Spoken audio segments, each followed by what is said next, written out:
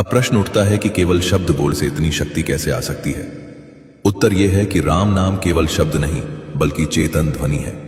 जब यह ध्वनि बार बार जपी जाती है तो यह मन की तरंगों को उसी मूल नाद से जोड़ देती है जिससे सृष्टि बनी थी। इसलिए राम नाम जप धीरे धीरे कर्मों के भार को हल्का करता है, संस्कारों को शुद्ध करता है और आत्मा को उसकी वास्तविक स्मृति की ओर लौटाता है। अब एक और बड़ा प्रश्न खड़ा होता है कि जब भगवान स्वयं साकार रूप में है तो केवल नाम क्यों पर्याप्त है? तो इसका उत्तर बहुत गहरा है, क्योंकि रूप तक पहुंचने के लिए शुद्धि चाहिए, लेकिन नाम स्वयं शुद्धि कर देता है। इसीलिए कलयुग में नाम को रूप से ऊपर रखा गया। अब यह भी समझना आवश्यक है कि राम नाम कोई मंत्र नहीं जिसे नियमों में बांधा जाए। ये तो स्मरण है, और स्मरण में कोई विधि नहीं होती, कोई पात्रता नहीं होती, कोई योग्यता नहीं होती।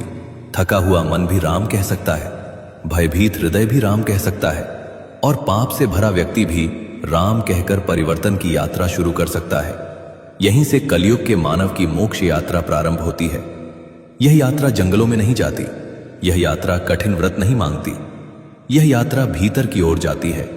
श्वास के साथ राम, मन के साथ राम और अंत में अस्तित्व के साथ राम। और जब यह स्मरण निरंतर हो जाता है तो धीरे धीरे नाम और जप करने वाला अलग नहीं रहते। तब नाम ही साधक बन जाता है और साधक ही नाम बन जाता है। यही वो अवस्था है जहां मोक्ष किसी भविष्य की घटना नहीं बल्कि वर्तमान का अनुभव बन जाता है।